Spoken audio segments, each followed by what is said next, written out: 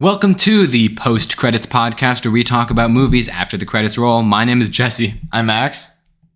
And I'm Logan, reporting to you from the Backrooms, which I am currently stuck in. So if there are any audio issues or latency issues as a result of that, then please blame it on that. Just forewarning. That's correct. And today on the weekly spoiler review, we traverse the maze of empty halls and endless walls, attempting to save Logan from Kane Parsons' debut film at the ripe old age of 20, Backrooms. My God, that was a really good intro. So Backrooms is based on a series of YouTube short films that were posted on YouTube, which were themselves based on a 4chan post, which turned into a creepypasta called The Backrooms. And the main conceit of both the short films and the creepypasta itself is that you can, if you're not careful, fall through the fabric of reality itself into some sort of alternate dimension, which consists entirely of an endless maze of strangely constructed hallways and rooms with the same yellow wallpaper and bright fluorescent lights, and maybe there's a creature or two in there. Yeah, maybe he's friendly. He's not. Oh. Maybe he's edible. Who knows? Yeah. And with the Backrooms shorts, there's a whole bunch of pre-established Backrooms lore based on a series of images of liminal spaces. The idea of a space that it's real, but it looks like it shouldn't be able to exist for whatever reason, or it just looks far too familiar, and it causes a sense of unease, like an uncanny valley, but for images of places as opposed to people. Yeah, I remember when that was a big thing, really, and I'll probably talk a lot more about this during our review, but to start off, I never really felt that scared or that, nostalgic, whatever you're supposed to feel for those types of images, for that type of aesthetic, for liminal spaces, those types of places that you see on Reddit and all over the internet that you spread around. Like, for example, do you know the one I'm talking about when I say the Holiday Inn at London Heathrow Airport? I do. I find that one to be very creepy. Yeah. But for me, maybe it's just because they're images, but I've never really felt that. So going into this, I kind of felt, am I really going to feel this? Am I going to feel anything different watching the movie Backrooms, which I thought would hinge on that feeling that liminal spaces are supposed to, but like in a film sense, if that makes sense. Yeah. If I could say that better. I think that makes sense. And the Backrooms, they were fairly popular. There was a series of established lore going over sort of different levels of the Backrooms. There's a wiki out there, like the Backrooms fandom wiki, that goes over a lot of the different levels. Each of them is based on a different liminal space.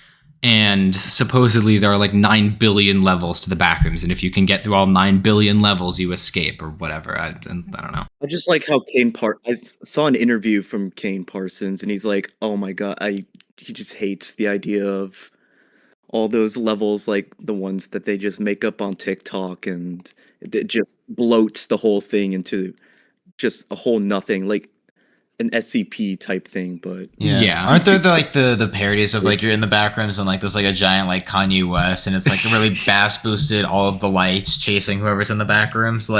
Weirdly enough, there is. Yeah, weirdly enough, the only thing I knew about the Backrooms going into this movie was the image, the first ever image of the Backrooms. Yeah.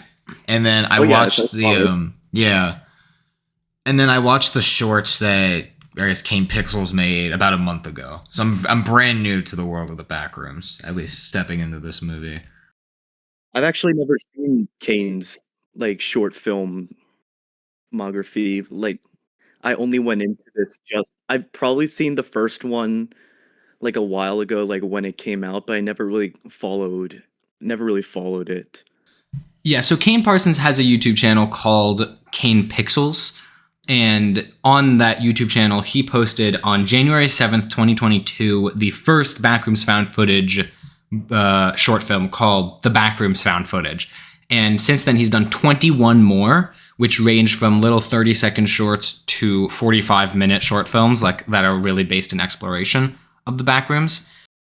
And it's all like made in Blender. It's crazy. Like, I know I'm beating a dead horse when I say this. It's insane, like how that all that was accomplished with just like 3D rendering. And the technology that he used some mocap technology as well, I believe, and sort of the way that the people in suits move.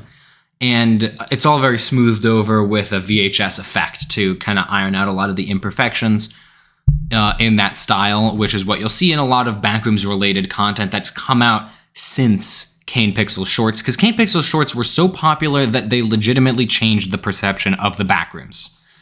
Almost every Backrooms media that you find is in some way inspired. Like, if it's come out since 2022, it's in some way inspired by Kane Pixel's Shorts, because he's really he's changed the game on the Backrooms entirely. Unlike that, though, am I correct in saying like the vast majority of the movie was filmed with practical sets rather than 3D generated software? Yes, the movie itself.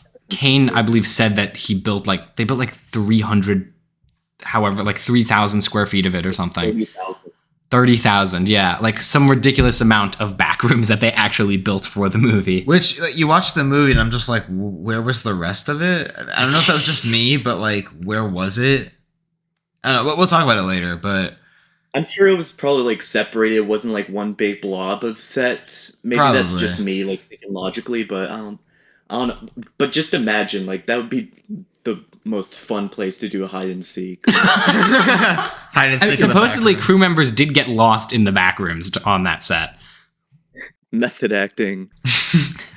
Legend has it they're still there. And it's fun. There was also a part of one interview with Kane.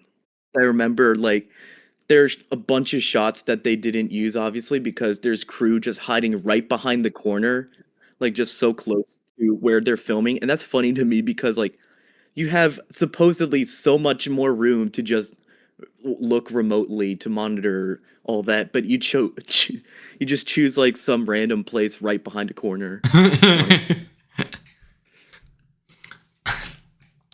Yeah, so the Backrooms, the short films were picked up for adaptation into a movie by A24 in 2023. At the time, Kane was 17. That's crazy. Which made him the youngest director ever to be signed on to an A24 movie. And when he eventually directed it at age 20 in 2025, he was the youngest director ever to direct an A24 movie. Yeah, which they keep saying A24, but like our age. Think about that for a second. Yeah, like that is kind of crazy. And it's also like they keep saying that like, oh, he's the youngest in A24's history, but I keep thinking about like, were there 10-year-olds making movies before him, like in other studios? Like, he seems like, I mean, I'm not familiar with too many like people who started at his age, but are there any filmmakers who started when they were younger? How old was Sam Raimi when he did Evil Dead? I think he was 20, 21.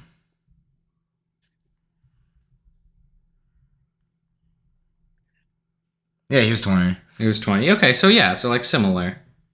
It was 21. It's 21. Similar age. And I'm sure that there are others who have done crazy young directorial debuts. I just can't think of too many, but it is atypical, at least, for filmmakers to break into the industry at such a young age. Yeah, because even this year you have him who's 20 and Curry Barker who's 26 who just did Obsession. It's true. Oh yeah, that is very true.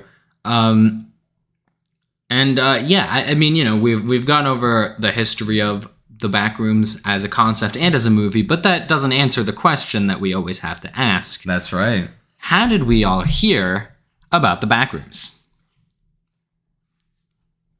This is probably another case of me hearing it from you during our most anticipated list, because you put it on your list like at like pretty high. I remember, right? It was number one. Yeah, it was This is my most Yeah, it was. anticipated movie of That is 2026. pretty high. It doesn't get much higher. Can't imagine. But I mean, look, I was very excited for this movie. I heard about it because I watched the original short, the original in 2022 when it came out. I loved it. I thought it was a fantastic found footage short. I kept up with the series as it kept on going. I was keeping up. As soon as it was announced to have been turned into a movie, I was keeping a very close eye on it. When I saw A24 was involved, I was hugely excited because they're a very auteur-driven studio. And I've just been keeping up with the production ever since. And this, there was just no other movie that I was as excited for as this one, especially given like this is a new voice breaking into horror, which is always something that I love to see. And especially with such a catalog of short films that are legitimately fantastic. Like if you like found footage at all or are a fan of analog horror at all, check out Kane Pixel's Backrooms series because it's really good. Oh yeah. Yeah. I guess I'll give my insight on this one. So I'm sure most of you, or at least so if you're listening to this and you watch the most anticipated, you remember that when I heard Backrooms as Jesse's number one, I kind of went, really? Not more so at him, but more so on just the movie itself. I heard rumblings about it when it was first getting announced and made, but I think just part of my reaction to it was just I wasn't too familiar with the Backrooms, and also like I was never too interested in the Backrooms. I just didn't think it was a concept that was super interesting to me. And the idea of making like a YouTube horror series into a movie, like this was probably unfair at the time, but the one I had seen that come out before was Slender Man, that came out in 2018, which is a movie that I think is dreadful to sit through. And I guess just having that in my head and just the little knowledge I had of the Backrooms, I kind of went, okay. I mean, I'm excited for it because Jesse's excited for it, but it was never a movie that I was clamoring for. And then I saw the first trailer and I was like, okay, like I see what I can see what this is, and seeing Chiwetel Ejiofor and Renata Reinsva in this one. I started to get more exactly. Yeah. Like I started to get more curious about this one closer to release date, and weirdly enough, it came out on my birthday this year. So a bunch of people were asking me to see it that day, which I ended up doing. But yeah, I mean, the trailers definitely helped, and I guess we'll talk about it later if I was right or wrong. Yeah. Let's make sure to give Max a belated happy birthday in the comments. Probably very belated. All right. With that all being said, are we ready to jump in to the plot? Absolutely. Yeah. What if we said no one day? What would happen? I would probably get up, leave, and then we'd never release another episode. So I guess that's a no. All right, go for it. Okay, we start on a found footage sequence, which is very similar to the kinds of shorts that Kane Parsons puts up on his YouTube channel. The basic structure of a lot of these shorts is that someone is in the backrooms, they are exploring the backrooms, and then something bad happens to them within the backrooms. And the people exploring the backrooms on behalf of this company, Async Research Labs, I think it's called. Async Research Institute, I think. Which does appear later on in this movie, but isn't named immediately. They wear these yellow hazmat suits to protect them from any environmental hazards that could be in the back rooms. I mean, no one really knows what's going on in there. And he's exploring, and this guy, he has been lost from his research group that was sent in with him. So he is looking around, trying to radio back home, and some sort of entity, some sort of creature is in the back rooms with him and ends up following him as he runs through all of the weird architecture and construction of the area that he's in before eventually, inevitably, being caught by the creature. And then we zoom out to reveal that this whole sequence is being watched by somebody. And these are the research scientists and executives at Async Research Institute. Yeah, it's very reminiscent of just Kane Pixel's original short films on the Backrooms. Like, you know exactly what you're getting into with this first scene. Yeah. It's a very good opening. I love the found footage. I'll talk about this more later, but the found footage aesthetic is really cool. And it's in a way that's done. I don't know, like if they just digitized it on a VHS or like the process they did it, but the analog look here is so much more impressive to me than, how Hollywood movies usually do it. It has, I don't know, you notice like it just looks a lot more authentic than, when other movies try to do that sort of thing. Like I think back to like black and white sequences for even Fallout or the show or like other movies that use that, and it's always just the most high def like cinema cameras that they film it on, and they just slap a black and white filter on it. But here it looks more authentic. If they actually shot this on like a VHS camcorder, I wouldn't be surprised because that's what it looks like. Yeah. It doesn't look like they shot it in HD and then slapped a VHS filter over it. Like, it actually looks authentic. And even, like, some of the... Like, I feel like this was the most tense scene in the movie, at least for me. Like, with the bird coming out of nowhere. And then, obviously, like, the entity or whatever taking the guy in the hazmat suit. Mm-hmm. Like that to me, I was like, that's an effective opening, kind of just like laying in, okay, like here's a little glimpse into the Backrooms that we'll explore later on. Yeah. There's a found footage sequence a little later in the movie that I found to be the scariest part, but that is a very, very good sequence. And then we meet our actual main character, Clark. He is the Chiwetel Ejiofor character. He is struggling with his divorce. He's been kicked out of his house by his wife. And he is in therapy where he's visiting Mary, played by Renata Reinsve, his therapist. Oh my gosh, what another mouthful. Say that 5 times fast. I think one of the big things about this movie is that these characters do not often talk about their feelings. A lot of their story is sort of shown through metaphor, especially in dreams, especially with the Renata Reinsve character. Her childhood house has just been demolished, and she has memories of her laying her handprint in concrete, and like before it had set in front of her house. And now that that's been demolished and the sidewalk's been demolished, she has a little fragment of that handprint that she keeps on her desk. Her mother was also extraordinarily paranoid. She boarded up the house and kept the Mary inside for extended periods of time, not letting her go out, not letting her socialize, presumably.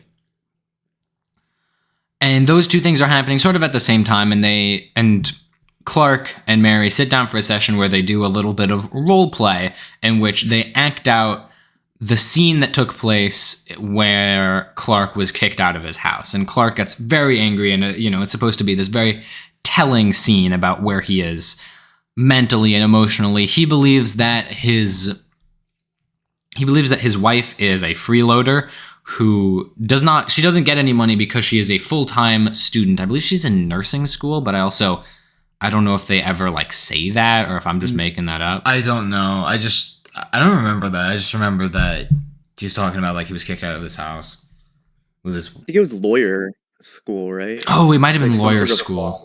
Not law school, lawyer school. Lawyer school, yeah. Not where my grandma tells me to go. And he also wanted to be an architect, and he says he is an architect. He's just looking for work, and in the meantime, he owns a furniture store. And we get a little ad from that furniture store, and it is in a sorry state. It's a really poorly stocked showroom, and also the ad that we get is of him. It's Captain Clark's showroom furniture store. Yeah. Captain Clark's Ottoman Empire. Yeah. I love the idea that the theme of that store is just clashing between pirates and Ottoman Empire. And, like, I think the cameraman makes a mention of it too. Like, are you a pirate or a sultan? Like, yeah. Well, because he sits on his throne, but he wears a pirate's costume. But his throne also breaks because it's a crappy chair. Yeah, that was funny. And also, like, I remember I saw this at midnight at a crew screening at the theater I work at. My coworker next to me, it's like, you saw that it said Ottoman Empire, and he's like, Ottoman Empire? I thought he was a pirate. And then we all just were like riffing the whole time. We're just like, wait, what? How does that work? But I don't know. We just kept watching it. Yeah. Yeah, and things are not well in Captain Clark's Ottoman Empire because the lights keep flickering on and off, and he cannot figure out why. So he hires an electrician. The electrician takes a look at his breaker box, and there are 3 oddly placed breakers that are of a different color than the rest of them that appear not to be connected to anything. So they flick them on and off a bunch, see if they do anything. but they do nothing. Silly me, who put those there? It is then revealed that Clark has been living in the store, like he's been sleeping in the beds that he shows on the showroom floor. Ew, don't sell that. Because he's been kicked out of his I don't house. think anyone's buying it anytime soon, so Thank God. thank God. He is in the store watching TV, and a rival furniture showroom has a commercial, and it's like a lumberjack theme, I guess, if I'm remembering correctly. Because the other guy has a very simple costume, whereas Clark has like a ridiculous pirate costume that he has to wear. And then the lights start flickering on and off, particularly in the basement. So he goes to the basement to figure it out. And he sees like a fly go through the wall. Oh, that was later. It was he saw the light. He saw the light from the wall. There's like a split, and there was like a light Like a in the little wall. sliver. Oh yes, yeah. There's There's like a a split in the wall, and he sees it. And so he goes up to it, and he finds out that he can move through the wall into the back rooms. That's such a fun effect of him just moving through the wall. Like, I wonder how they VFX that. Like, I want to know how to do that. Looks so cool. Yeah, It is really cool, and they do it a lot in the movie. it's very cool. Like, I think this movie costs like under like $10 million or something, which It did not cost a lot. Like it was, It really did, didn't. $10 million, something like that. But yeah, Clark goes through the back rooms, and the back rooms are sort of a weird. I mean, obviously, architecturally and in construction, they're strange, but in this movie, they also abstract the things on the surface world and put them into the back room. So like where he has all of his chairs, instead of there being chairs laid out in the back rooms, there's a huge stack of like furniture just in the center of the room. yeah, it's like you walked into IKEA. Yeah. And that's kind of like the idea of the back rooms in this telling, right? Like, it's just a place that like misremembers, like it generates through people's memories. If I read the lore correctly, Yeah, that's what I think it is. And it like he goes to the spot in the back rooms where like he fell off, where the chair broke in the ad, and that chair is in the back rooms, but it's clipped halfway through the floor. Oh yeah. and it just looks like you took an object in Blender and then just like shifted it down and rotated it. Like, it's such a weird effect to see like as a practical set, like something you'd normally see for a 3D rendering. I think that's it's very interesting. Very interesting about the visual style of this movie, because in the shorts, it's very much computer-generated imagery made to look like real photography. And in this movie, it's real photography made to look like computer-generated imagery, which I think is a weird effect. Like, I can't imagine making those sets, like, practically, but they did. Clark walks through. He finds this statue of a person that is speaking in multiple different languages. I looked it up. It was speaking like some audio recording that they sent on the Voyager 2, because it was speaking in all the different languages. Because you also hear it say it. You also hear it say in English at one point, "Hello, we are the children of Earth," or something like that. Right. I do vaguely remember that, but that thing is so loud that no matter where he is in the back rooms, it's always in the background. I love that effect. The sound design is just so cool.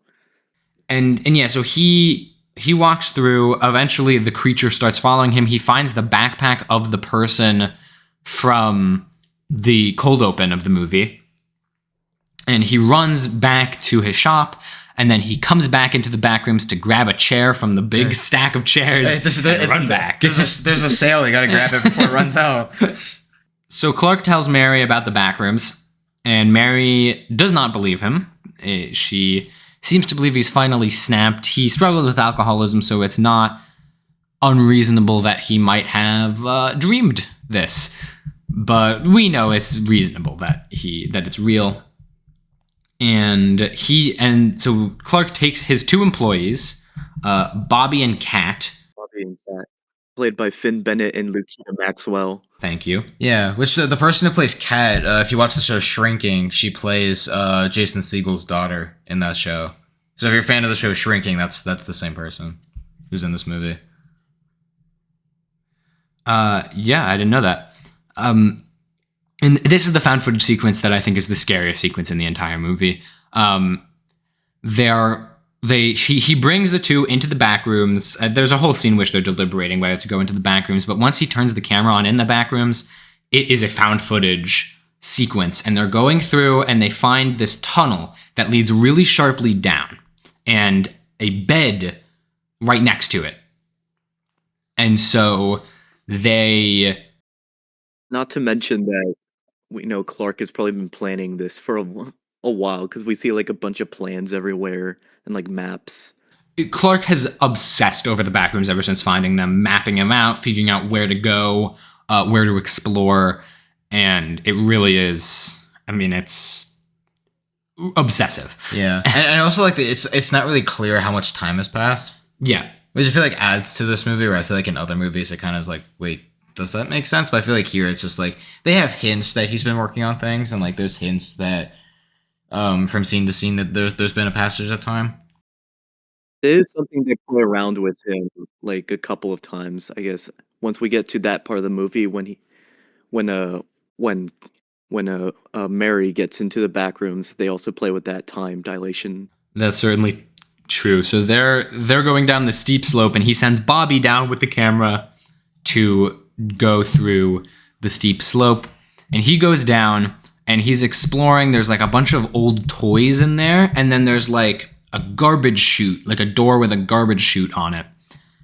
It's a lot. It's like laundry. But yeah, it's a really gross, like tile floor, clothes everywhere, mold everywhere. We made it to level 2, guys. Oh my gosh, they referenced the level. And then he sees something move. And so now he's like, okay, something's down here, bring me up. So they pull him up through the very, very steep slope, but they're not very good at it. They keep dropping him. The rope keeps getting stuck. But he ends up, he gets through back up to the corridor, but then he can't get the rope off, and because of the way they pulled him up, there's a lot of slack hanging down the corridor, and Clark tied the knot so well that Clark needs to undo it, but he can't do it fast enough, and he ends up getting yanked back down the corridor, and then the bed that the rope is tied to also comes forward, which knocks both Kat and Clark down into that slanted corridor. Now they're down in the slanted corridor. We see Bobby's body get dragged into the garbage chute. Now they're running around trying to figure out whatever the hell can happen. They get separated. They're running through this area with like tiled floor. It looks like a pool. Uh-oh. Then Clark keeps going. He goes through this area that's decorated entirely and lit entirely with Christmas lights. Ooh, that part was kind of crazy. Yeah. He runs past this guy in a wheelchair with a lamp connected to his wheelchair, and he's like, okay, so you're alive, what's your deal? And he just clicks on the light and clicks off the light. That's all he does.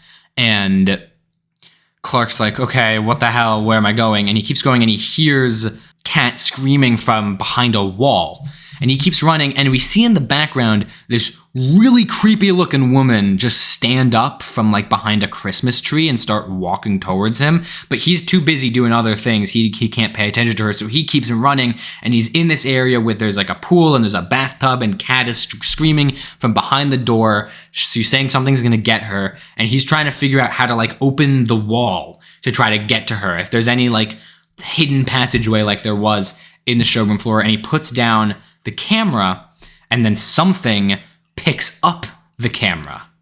Something very, very tall. And then we cut to Mary. that whole thing, like I don't know if you notice, like I do that thing whenever there's like such a tense or scary scene where I just put my arm like up behind the back of my seat at the movie theater, and like, oh my god, it's so scary. Last time I did that was Obsession. Maybe do that.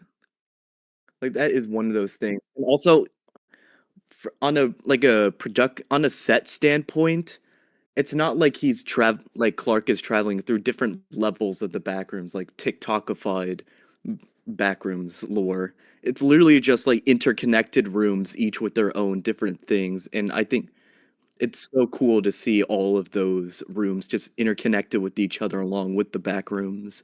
Like, well, the back rooms prime themselves, for lack of a better term.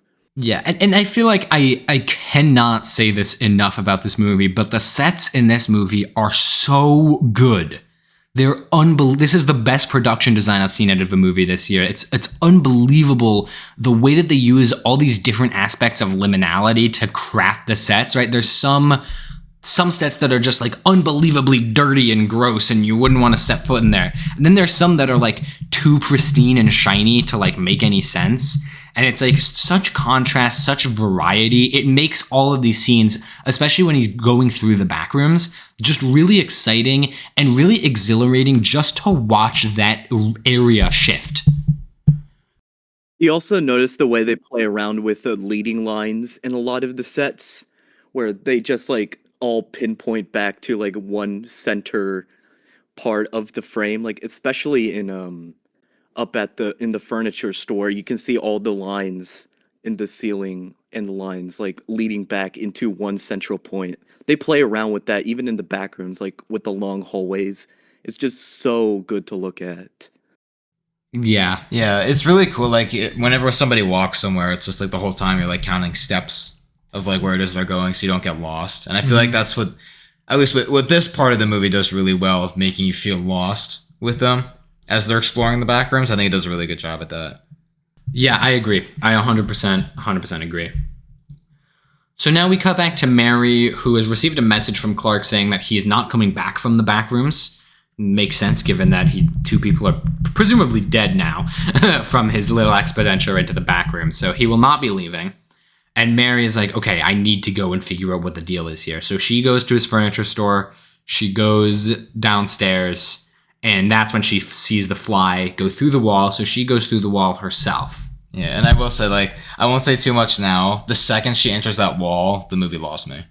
Interesting. Once we talk about specifics, you'll see why. But the second she goes through that wall, everything after that lost me. I can kind of see that, like, that.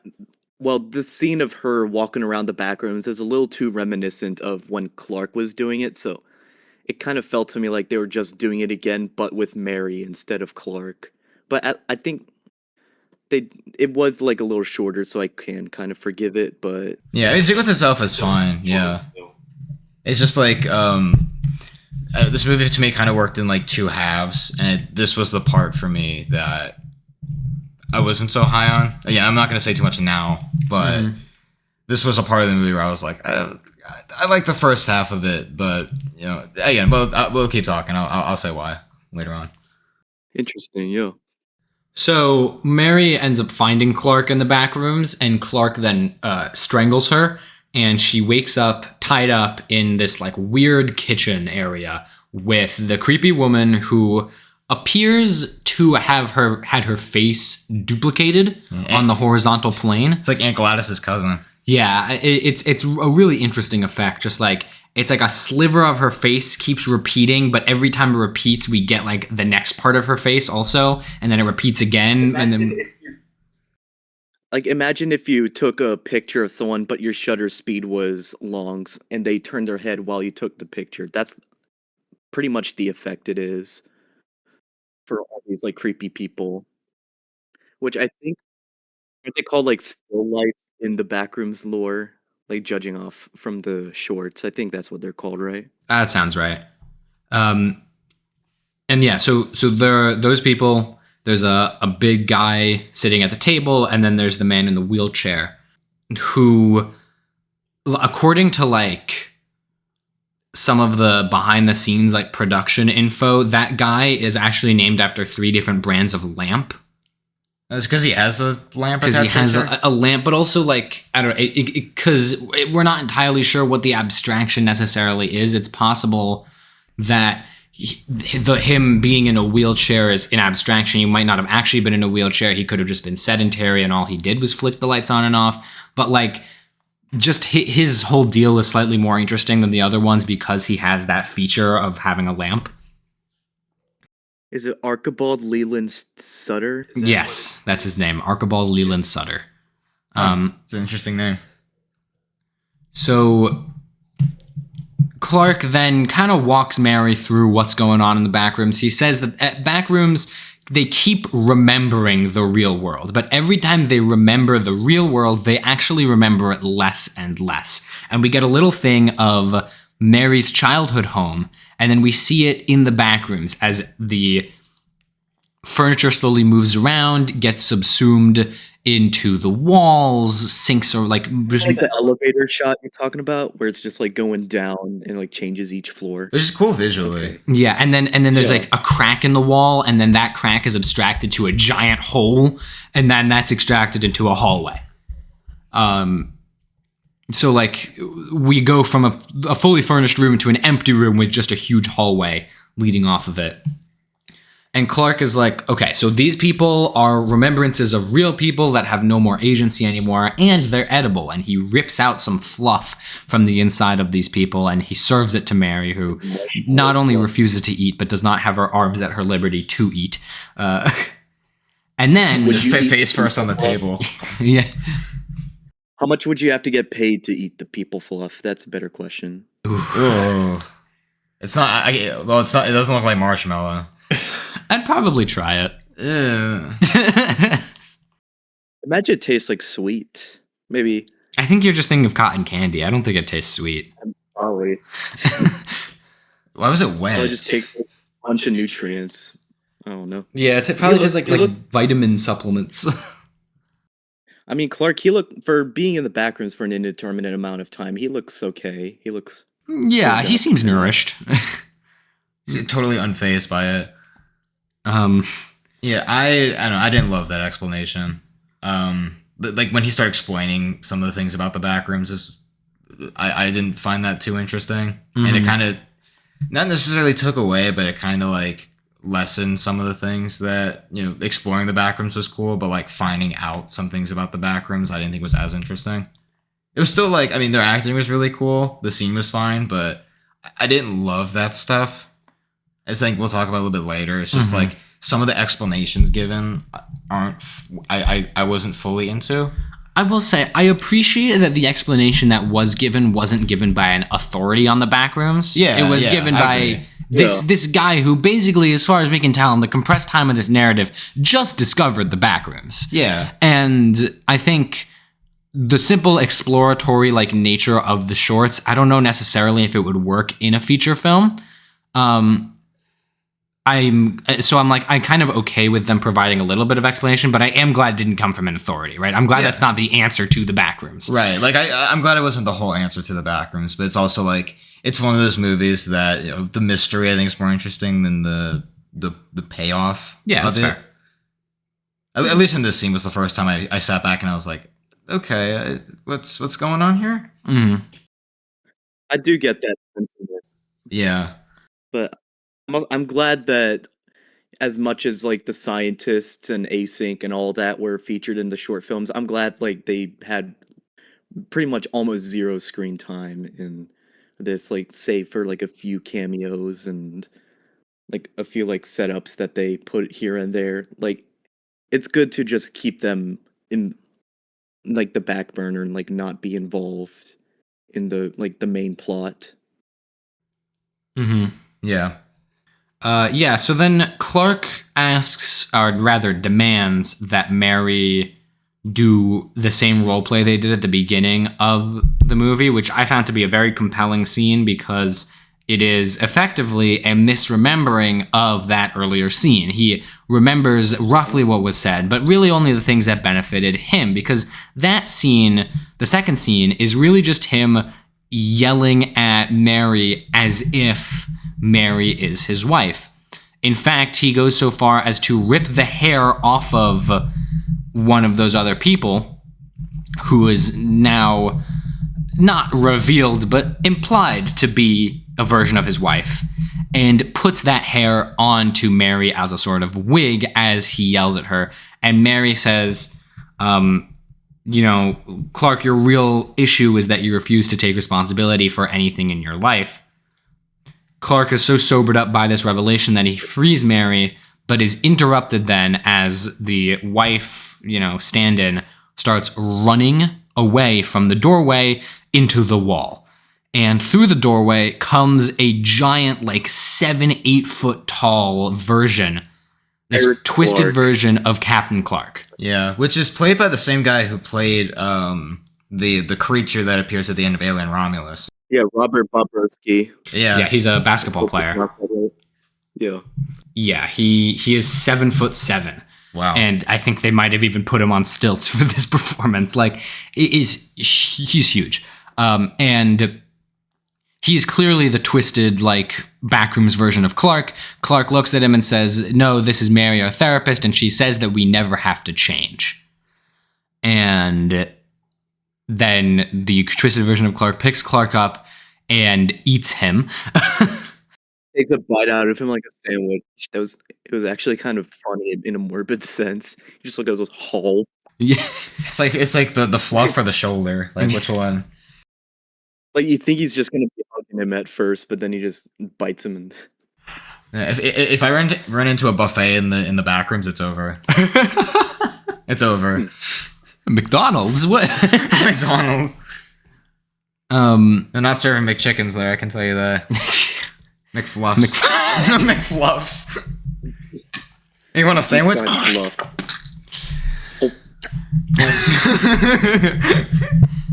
So Mary runs away from the creature, and she runs through a bunch of, like, different areas of the back rooms, including one that actually kind of looks like that Holiday Inn you were talking about earlier.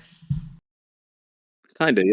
And she eventually makes it back to an area in which they have the Voyager 2 recording playing. And when Clark destroys that standee, it launches this, like, disinfectant gas out onto the creature, which weakens the creature.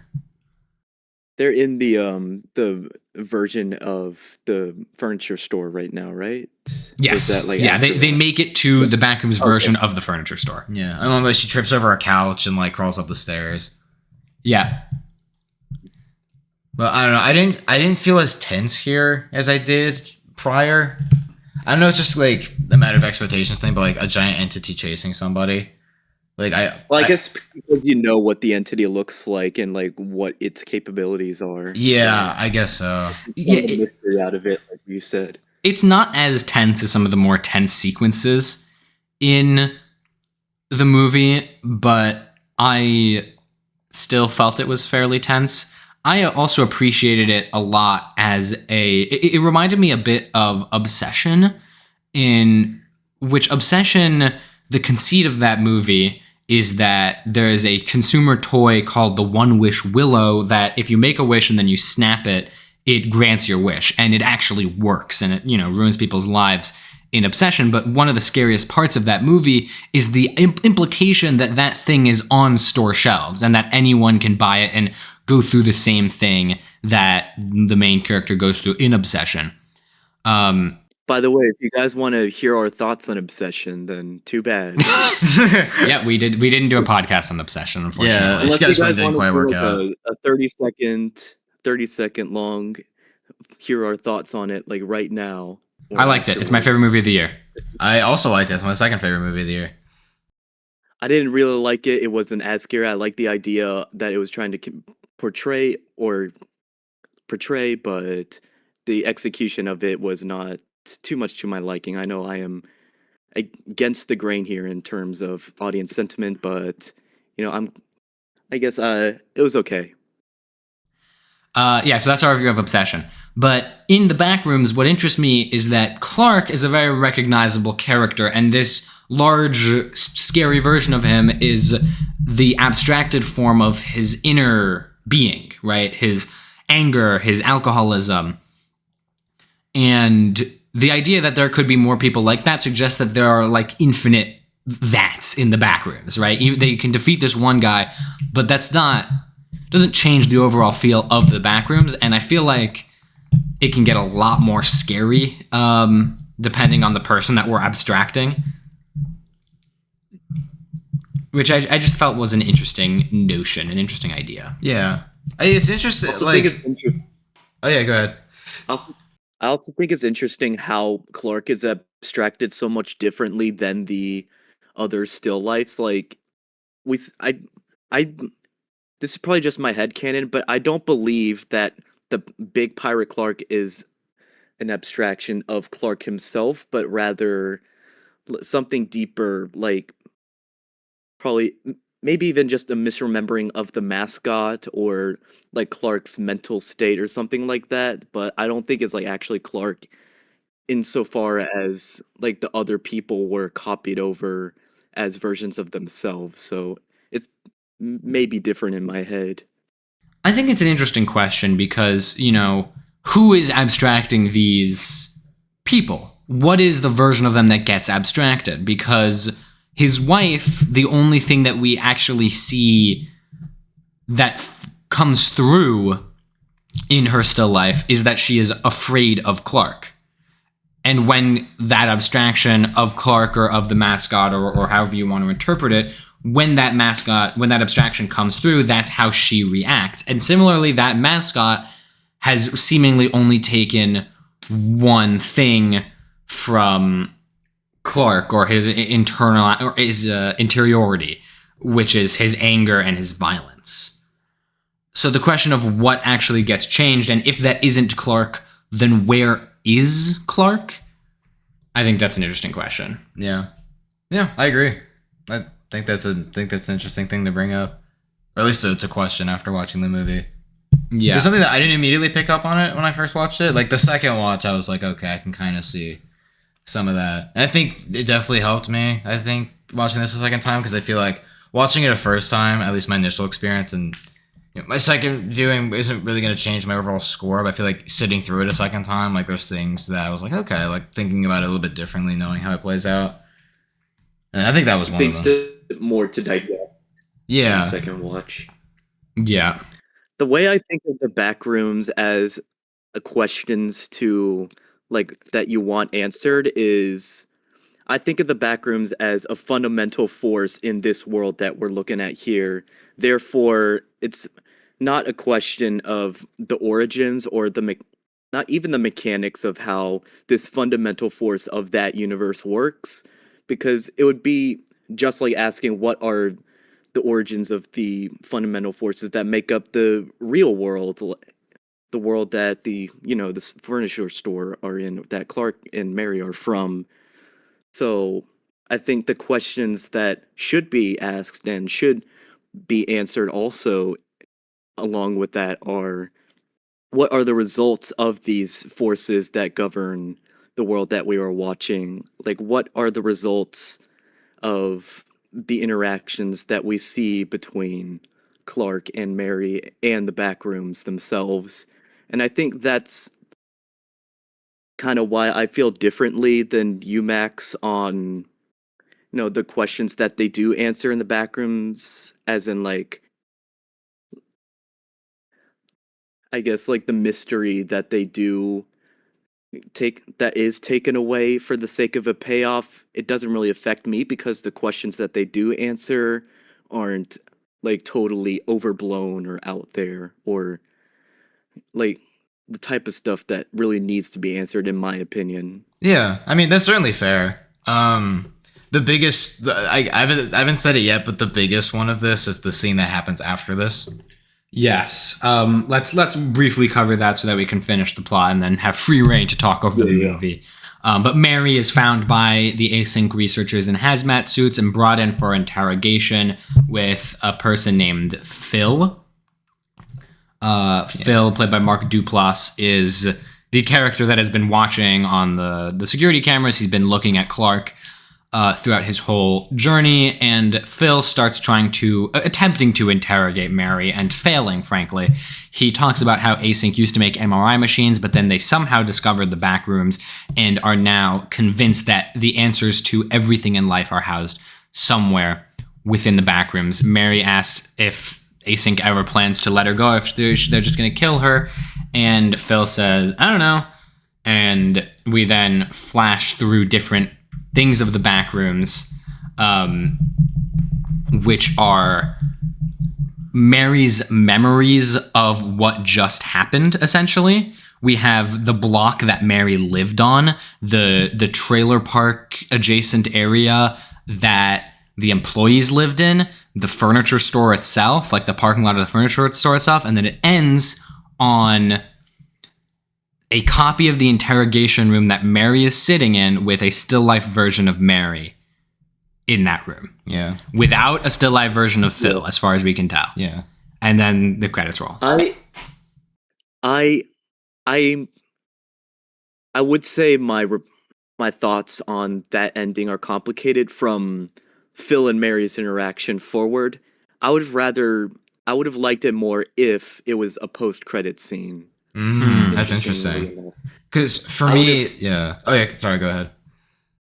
If the movie itself ended with Mary being captured by the hazmat dudes, that would have made for a better ending for me than what it actually did end on. And it really is only a matter of where the credits are placed. So I don't know. I like all the scenes by themselves and like what they answer and what they ask, but the way it's ordered, it kind of threw me off. Yeah. As for me, I didn't like this part at all. The second she goes into that, I was like, what? And then like they find the entity on the table and then they're just talking about it. Like this part just didn't really work for me. I didn't find it super satisfying. Like I know it probably wasn't supposed to be, but I just kind of sat back and was just like, a lot of what they were talking about are things that kind of just like I wasn't super interested in, at least watching this movie. And the note it ended on, I kind of just went, what? And then like both times I watched it, it didn't play the same, or at least it played the same for me. But I don't know, like there's a lot to be discussed, I feel like, about what the ending means. But I don't know, that part of the movie specifically, I was like, okay, I didn't really care for that specific aspect. Yeah, I mean, I love this movie. I think its biggest weakness is that it's far too compartmentalized, such that if there's a part of it you don't like, you're not getting out of that part anytime soon because the movie really deals in one thing at a time. Exactly.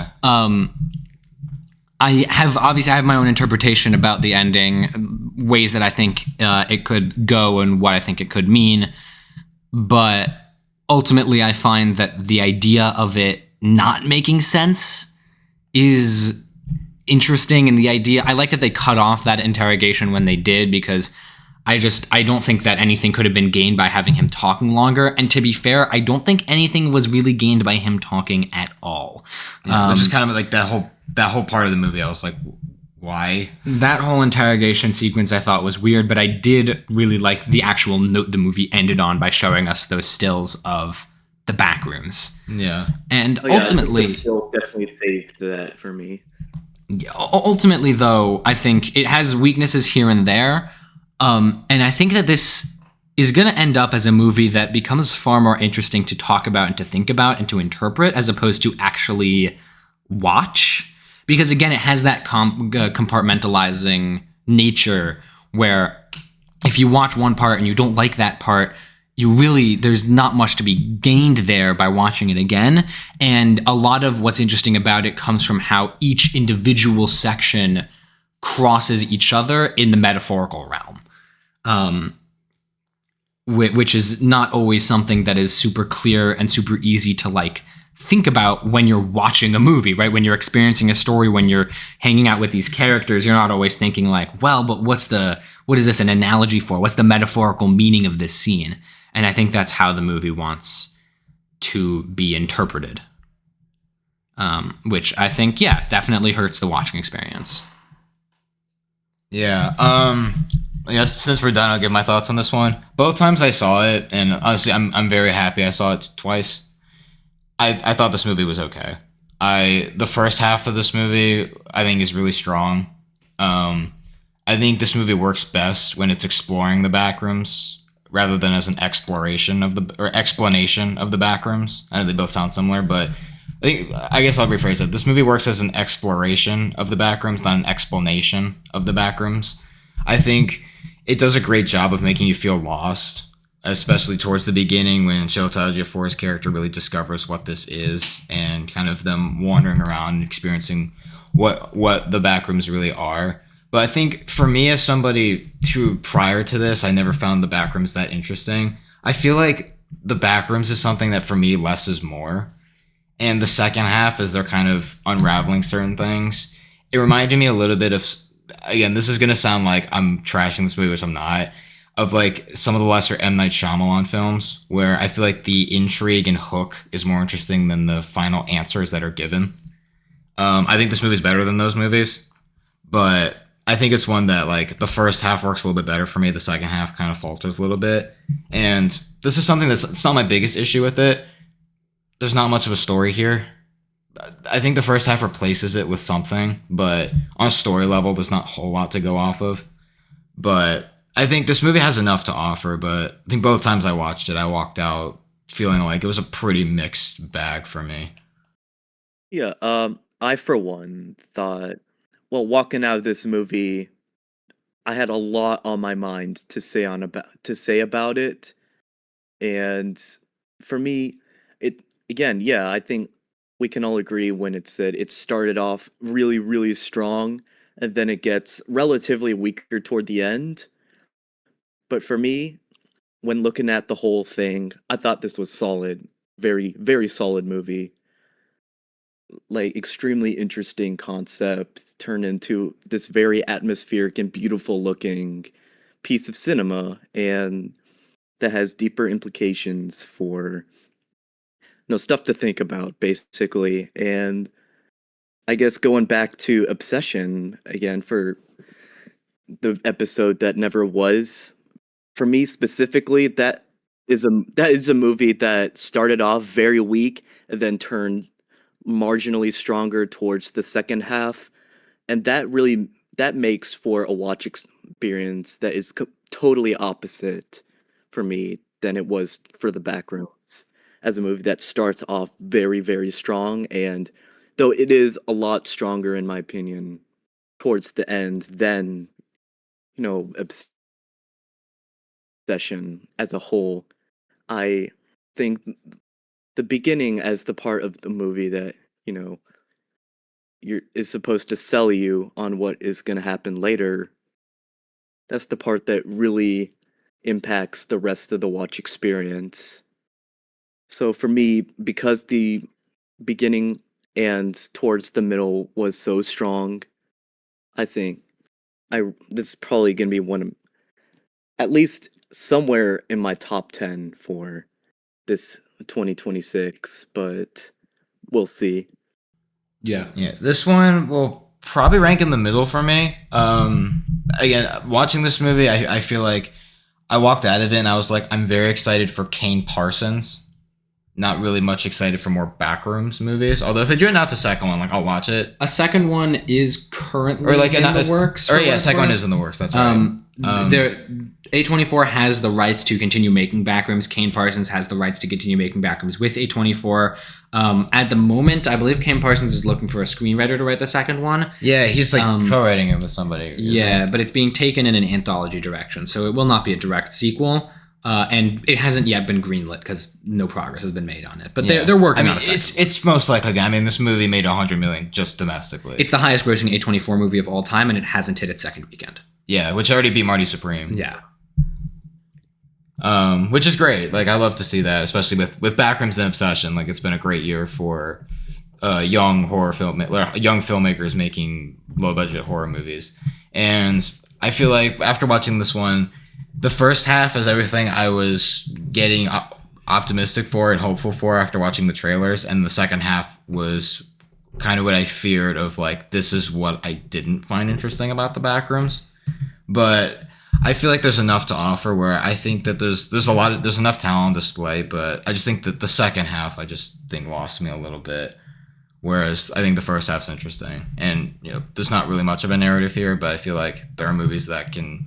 This isn't like Super Mario Galaxy that also doesn't really have much of a story, but I feel like Backrooms has a lot more talent on display than that movie, so I think the Backrooms is a lot better than that one. Mm-hmm. But it's still just said that story arc, character arc, there's not a whole lot going on here. Although you could say that there's stuff with Chiwetel Ejiofor that they do, which I'm not going to argue against that, but there's not a whole lot here to latch onto in that aspect, but like that's not my biggest critique with the movie. My biggest critique is what happened. Like I always pinpoint it, like when Renata Reinsva goes into the Backrooms. For me, that's when I was like, okay. But I don't know, like, like a mixed bag. I can't really call it decent because I feel like decent's a little bit of a knock towards it, but mixed bag is how I would describe this one.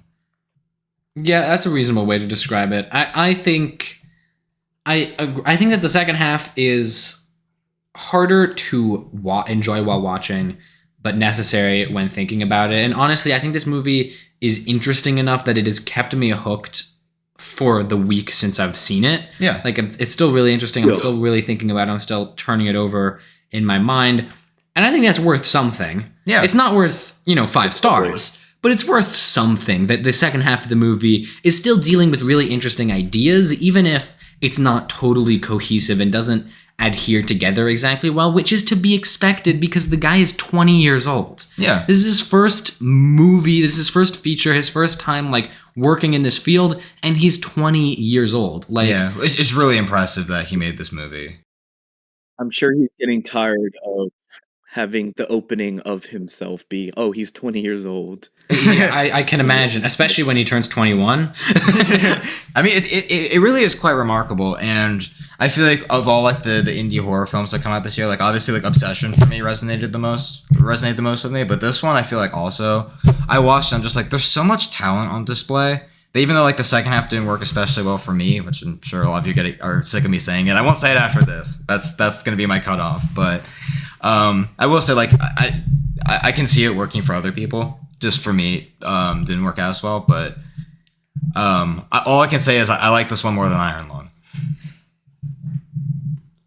Yeah. Once my brain filtered out all of the parts of that last bit that weren't interesting to watch and just left me with the ideas that he was working with, I appreciated it a lot more. But I'm not going to sit here and say like the second half of this movie is fun, because it's not. It's a lot of sitting down and talking about not a whole lot and kind of speaking a lot of ideas that the movie's working with out loud when it isn't doing. Talking can be fun. But like talking about what the movie's about when it's so antithetical to what they did in the first half of the movie. Oh, I see. It slows the movie way, way, way down. And it's like there was a point where she gets taken into the interrogation room where I literally did not know if there were 5 minutes or an hour and a half left in the movie. Because of how weird the pacing is. Like when the movie cut off, I was just like, the first time I saw this, I had to piss so bad. That's why I had to piss so bad. I was in my chair and I was just like, wait, there's either an hour of this left where I'm going to be suffering or there's 5 minutes. And the movie ended. I bolted out of my seat and like ran to the theater. Or not ran to the theater. That would have been a disaster. Ran to the bathroom. I would have been trespassed from my own theater if I did that. But I was able to watch the movie. And, yeah. So what were we saying? Didn't help that the Backrooms are almost entirely yellow, so yeah, did not help that case. And thank God I found the exit, otherwise I would have ran to the back rooms by accident.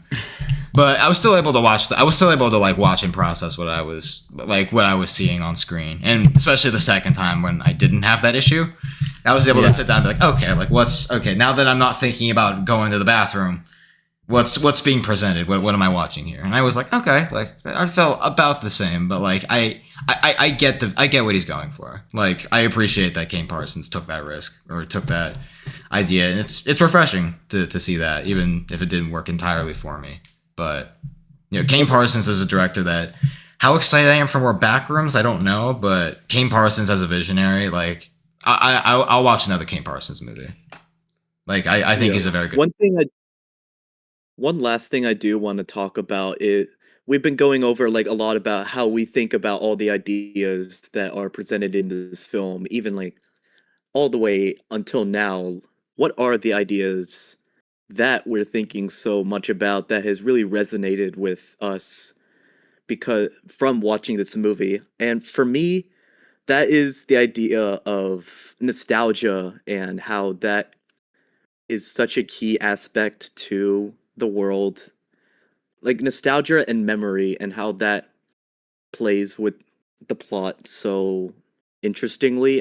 I love the idea that there is a place in this world that literally takes the nostalgia, takes those feelings of memory and thinking about the past and manifests them into a physical, like broken space.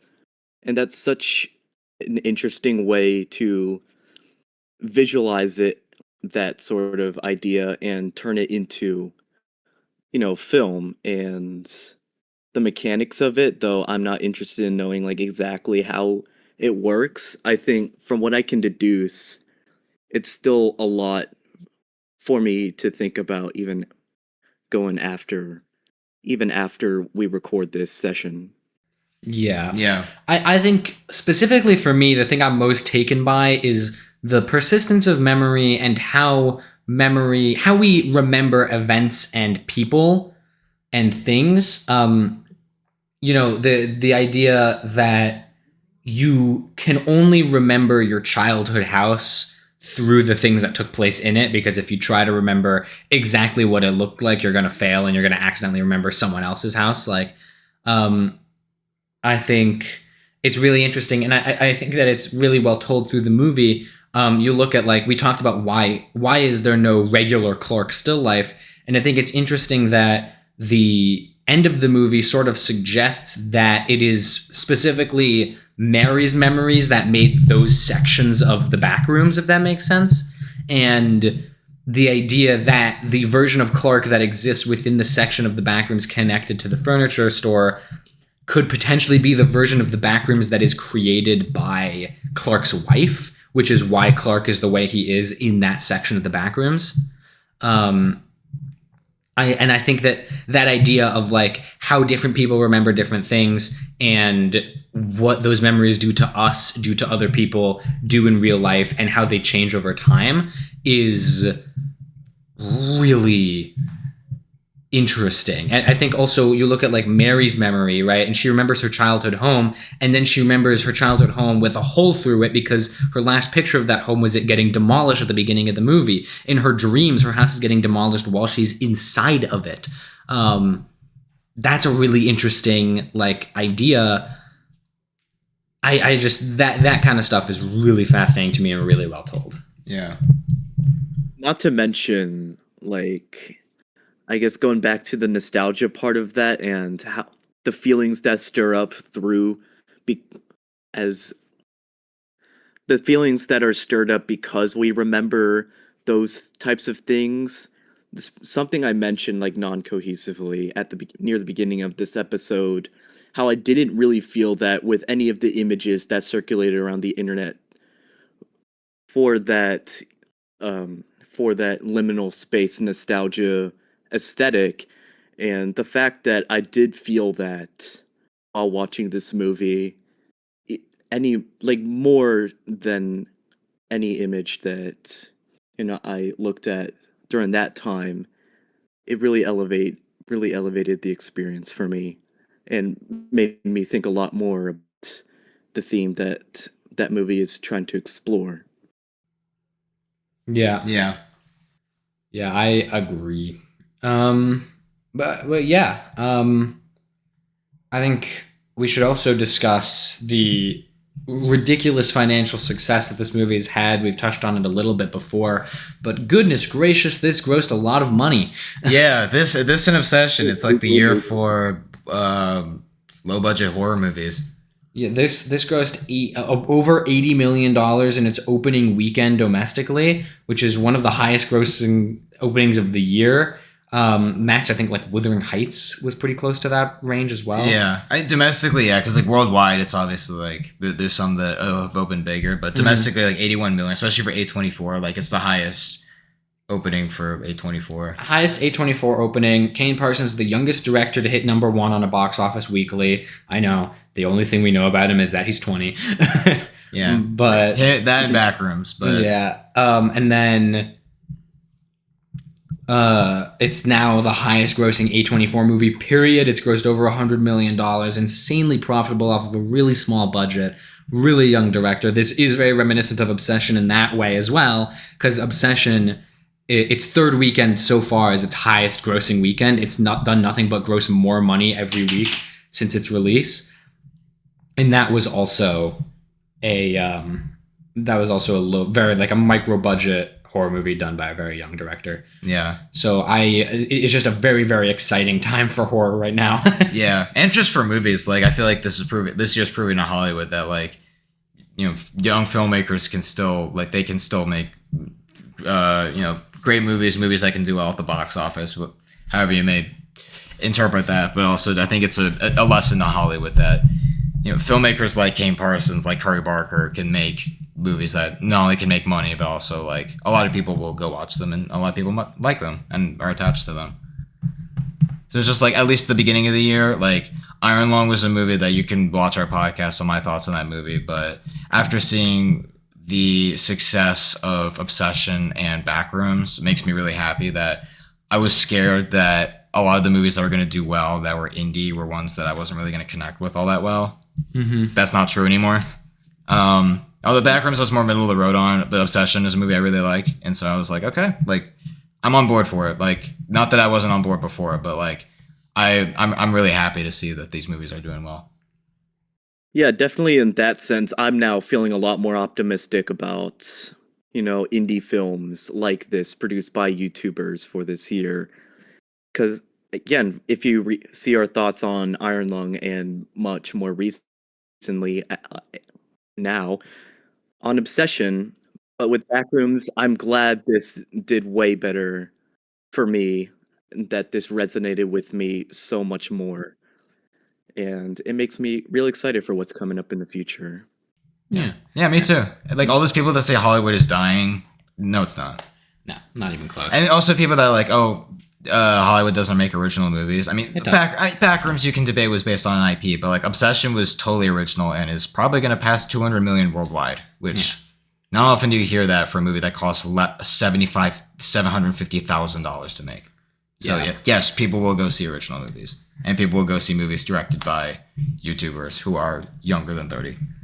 And yeah, I mean, if you watched our podcasts on Iron Lung and you just heard my opinions on Obsession, it tracks that I like this movie, and it tracks that I'm very much looking forward to seeing more of this movie.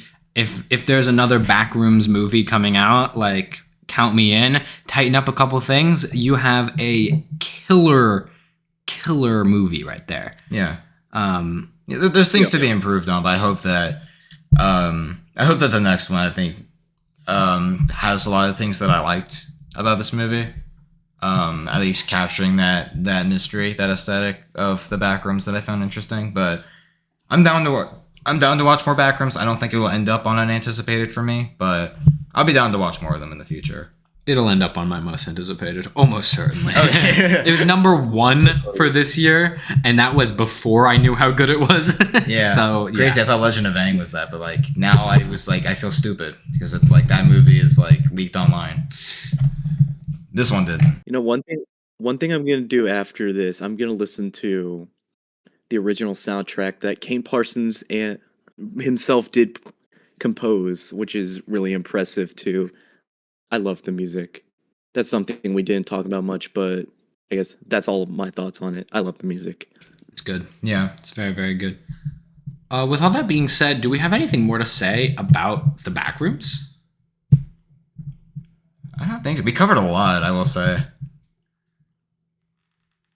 Well, ratings? In that case, I guess we do ratings. Ooh. This has been the year of 4.5s for me, and this is no different. This is another 4.5. I feel like I've given a lot of movies 4.5 ratings, but this just needs a couple of things to tighten up on. But it's a fascinating movie, and I think that is worth quite a bit for me. 4.5 out of 5 is my rating. I was about to say, not 4.5 out of 10. I would have been like, wait a minute. Holy plot twist. I actually don't know what rating I would give this one. I think off the top of my head, for now, and I'll assess this at the end of the year when we do our end of the year recap, but for now, I think I'm going to give it a high 3. As like a mixed bag kind of rating. Mm-hmm. Will it go up to a 3.5? I don't know. But right now, I'm going to keep it at a high 3 for me right now. I'm going to give this... I would agree that the things that the movie does need tightening up for are there, but I just enjoyed this so much, and it was a movie that really surprised me in for a trend of these indie YouTuber made movies that didn't really resonate with me at all, as I've already said. This knocked it out of the park. I'm giving this 4.75. Oh wow, Nice. Wow. Yeah. All right. If you have anything to say about what we said in this episode, what we didn't say in this episode, if you want to give us a fun fact, or if you have now pivoted to wanting us to review Real Steel, leave it in the comments section below. We will read it out on a future episode of the weekly spoiler review. Moving into plugs, Max, what's our Instagram? Yeah, our Instagram is post_credits podcast, all lowercase.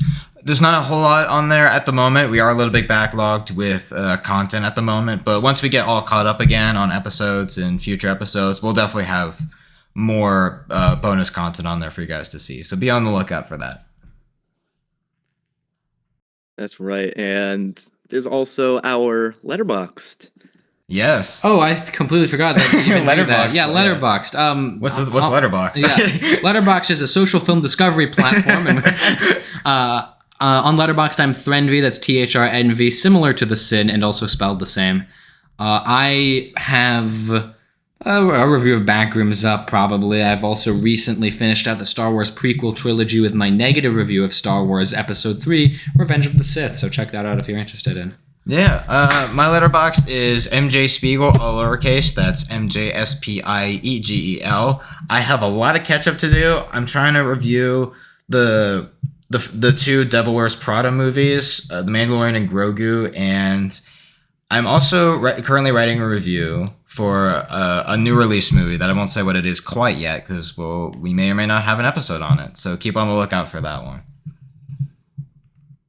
And you can find me on Letterboxd at Invaded Films. That is INVADEDFILMS. If I do ever get a signal on my phone here as I walk through these endless yellow hallways, then I will plan on continuing to review random, weird, odd, quirky, unique, mostly low-rated movies around that I just happen to find and watch on my own time.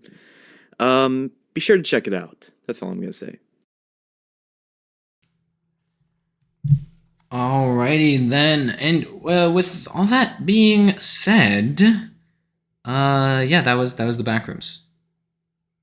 Roll credits.